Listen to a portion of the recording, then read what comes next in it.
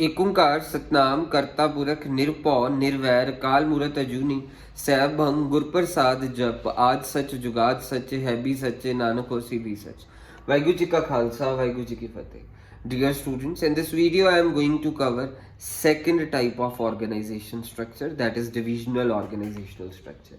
Divisional organizational structure is formed by creating a set of autonomous units or divisions. अब जैसे railways की units create कर दी गई northern western southern eastern railways, ऐसी रिलायंस की यूनिट्स है, Reliance Petrochemical, Reliance Fresh, then Reliance Jio, Reliance Insurance. So Reliance की बड़े सारी यूनिट्स है। सो होता क्या है, डिविजनल ऑर्गेनाइजेशनल स्ट्रक्चर में सेट ऑफ डिविजन्स क्रिएट करी जाती है। जैसे रेलवे की डिवीजन क्या क्रिएट करी गई, northern western southern eastern and central railways, 5 division है ना रेलवेज की। मैंने यहाँ पे सेंट्रल नहीं लिखा, सेंट्रल रेलवेज भी होती है। ऐसी रिलायंस की बड़ी सारी डिवीजन है, Reliance petrochemicals, Reliance Fresh, Reliance Jio, Reliance Insurance. सो इस डिविजनल ऑर्गेनाइजेशनल स्ट्रक्चर में बेसिकली हर ऑर्गेनाइजेशन की डिफरेंट डिफरेंट डिविजन्स या यूनिट्स कह सकते हैं क्रिएट कर दी जाती हैं। तो उसको कोऑर्डिनेट कौन करता है, जैसे northern western southern eastern and central railways को कोऑर्डिनेट करता है हेडक्वार्टर्स। हेडक्वार्टर्स के planning finance and research development departments. ऐसे ही रिलायंस की petrochemicals, Reliance Fresh, Reliance Jio, Reliance Insurance को कौन कंट्रोल कौन करता है, कौन कोऑर्डिनेट कौन करता है, हेडक्वार्टर्स ऑफ रिलायंस। और हेडक्वार्टर्स में कौन से डिपार्टमेंट कंट्रोल करते हैं इसे, रिलायंस पेट्रोकेमिकल को, रिलायंस फ्रेश को, रिलायंस जियो को, रिलायंस इंश्योरेंस को। हेड ऑफिस का planning finance and research development department coordinate करता है। Northern railways, western railways, southern, central and eastern railways को in head office of Indian railways जो कि न्यू दिल्ली में है, उसका planning finance and research development department control and coordinate करता है। सो बेसिकली ये प्लानिंग फाइनेंस रिसर्च डेवलपमेंट ये हेडक्वार्टर्स हेड ऑफिस का ही हिस्सा है।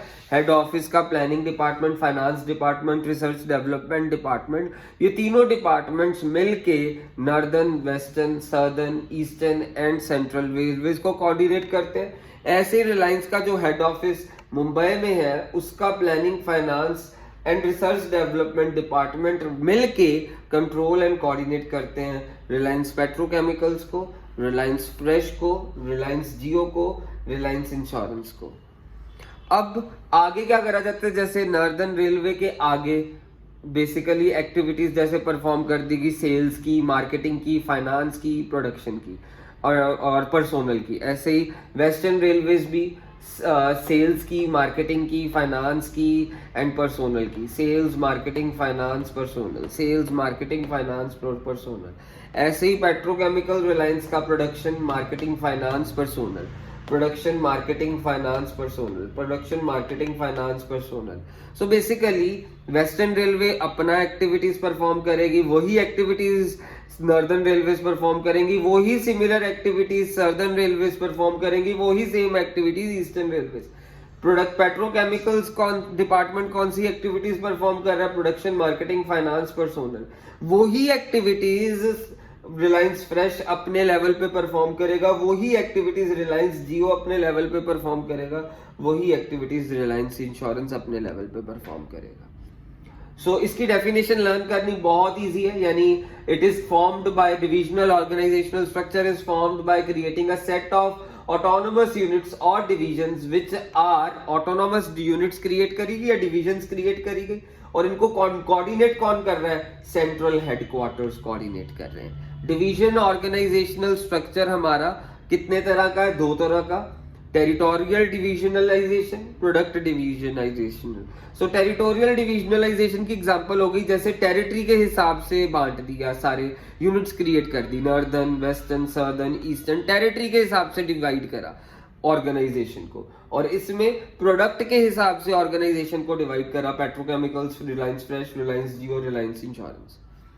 हर डिपार्टमेंट ने अपने लेवल पे सेम एक्टिविटीज, जैसे नॉर्दर्न रेलवेज ने अपने लेवल पे sales marketing finance personnel, sales marketing finance personnel, अपने लेवल पे वही सेम सिमिलर एक्टिविटीज परफॉर्म करनी है इधर। ऐसे ही इधर रिलायंस में जैसे पेट्रोकेमिकल ने production marketing finance and personnel, वैसे ही अपने लेवल पे रिलायंस फ्रेश ने करना है, वैसे ही इसने, ऐसे ही इसने।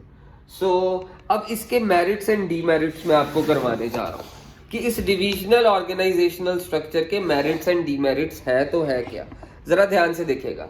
सबसे पहला मेरिट है autonomy to each division.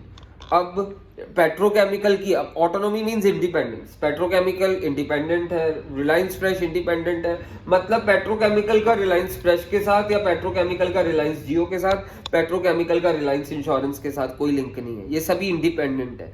Means इसका कोई लिंकेज नहीं है, इसकी एक्टिविटीज का इसके साथ कोई लिंक नहीं है। हर डिवीजन इंडिपेंडेंट है। Autonomy to each division means independence to each division. Easy to assess profitability of each division. अब अगर ये हम डिवीजन ना क्रिएट करें तो हमारे को पूरी ऑर्गेनाइजेशन की प्रॉफिटेबिलिटी पोजीशन पता चलेगी। अब डिवीजन करने के बाद हमको ये पता चल जाएगा कि पेट्रोकेमिकल्स ने कितना फायदा कमाया, रिलायंस फ्रेश ने कितना फायदा कमाया, रिलायंस जियो ने कितना फायदा कमाया, रिलायंस इंश्योरेंस में। मींस हमारे को पता चल जाएगा किसने कितना पैसा कमाया, किसने ज्यादा कमाया, किसने कम कमाया, और जिसने कम कमाया होगा उसके ऊपर ज्यादा फोकस करने का, यानी और हेडक्वार्टर को पता चल जाएगा कि उसके ऊपर ज्यादा फोकस करने की जरूरत है। ऐसे ही जैसे नॉर्दर्न रेलवेज ने ज्यादा प्रॉफिट कमा लिया, वेस्टर्न ने कम कमाया, सदर्न ने बहुत ज्यादा कमा लिया, ईस्टर्न ने बहुत कम। मींस अब हेडक्वार्टर को पता चल गया कि कौन बढ़िया परफॉर्मेंस दे रहा, कौन नहीं, और किसके ऊपर ज्यादा ध्यान देने की जरूरत है। So easy to assess profitability of each division. Each division is a independent unit, ये आपको पहले ही बता दिया। Steady growth of each line of product. अब हर डिवीजन एक इंडिपेंडेंट यूनिट है तो सभी अपनी मींस एक स्टेडी ग्रोथ होगी, मींस ग्रोथ ज्यादा होगी, क्योंकि डिवीजन ऑफ वर्क से क्या होती है, स्पेशलाइजेशन। आपको पता ही है, हेनरी फ्योल ने प्रिंसिपल ऑफ मैनेजमेंट दिया हुआ है कि division of work leads to specialization. Specialization होगी तो हर लाइन ऑफ प्रोडक्ट की स्टेडी ग्रोथ होगी। अब इसके demerits, duplication of different function and equipments. अब यहाँ पे डुप्लीकेशन हो रही है। Duplication means production marketing finance and ये पर्सोनल डिपार्टमेंट, यानी प्रोडक्शन मींस डुप्लीकेट हो रहा है, वही सेम काम इसने करना है, मींस डुप्लीकेट हो रहा है। अगर ये बड़ी ऑर्गेनाइजेशन है ये तो अफोर्ड भी कर पा रही है, छोटी ऑर्गेनाइजेशन होगी वो तो अफोर्ड भी नहीं कर पाएगी। क्यों? मींस छोटी ऑर्गेनाइजेशन कहेगी ना कि हम अलग से क्यों प्रोडक्शन मैनेजर रखें, सभी का चारों यूनिट्स का एक ही प्रोडक्शन मैनेजर रख लेते हैं। पर इसमें पेट्रोकेमिकल्स का अलग से प्रोडक्शन मैनेजर है, रिलायंस फ्रेश का अलग से प्रोडक्शन मैनेजर है, रिलायंस जियो का अलग से प्रोडक्शन मैनेजर है, एंड रिलायंस इंश्योरेंस का अलग से प्रोडक्शन मैनेजर है। तो means duplication of different function हो रहे हैं। छोटी ऑर्गेनाइजेशन ये चीज नहीं अफोर्ड कर सकती, वो कहेगी एक ही प्रोडक्शन मैनेजर हो जाए चल जाएगा। Means duplication of different function and equipment. अब जैसे अटेंडेंस मशीन है, अब आपको पता है कि हर ऑर्गेनाइजेशन में आजकल वो अटेंडेंस वाली पंचिंग मशीन होती है। तो मींस पेट्रोकेमिकल्स के एम्प्लॉयज के अलग से पंचिंग मशीन होगी, रिलायंस फ्रेश के एम्प्लॉयज के लिए अलग से पंचिंग मशीन होगी अटेंडेंस वाली। तो अब यानी इक्विपमेंट भी डुप्लीकेट हो रहे हैं। अगर ऐसी डिवीजन ना हुई होती तो क्या होना था, एक ही पंचिंग मशीन से सारे एम्प्लॉयज निपट जाने थे, अब नहीं निपटेंगे। Duplication of different functions and equipment, problem in controlling. इतनी सारी यूनिट्स क्रिएट हो गई, हेडक्वार्टर ने सब कुछ कंट्रोल करना होता, कितना मुश्किल का काम है। इतनी सारी यूनिट्स को कंट्रोल करना बहुत मुश्किल का काम है। Problem in controlling, high management cost, MGT means management, आप फुल फॉर्म ही लिखेंगे। हाई मैनेजमेंट कॉस्ट, इतने सारे प्रोडक्शन मैनेजर रख दिए, इतनी डिवीजन क्रिएट कर दी, इतने ज्यादा एम्प्लॉयज रखने पड़ रहे हैं, इतना काम डुप्लीकेट हो रहा है, तो मैनेजमेंट कॉस्ट बहुत हाई है। एंड फाइनली ये छोटी मोटी ऑर्गेनाइजेशन के लिए सूटेबल नहीं है, ये बड़ी ऑर्गेनाइजेशंस के लिए सूटेबल है। तो मैंने आपको अब करवा दिया डिविजनल ऑर्गेनाइजेशनल स्ट्रक्चर, बहुत अच्छे से समझाया है इस वीडियो में।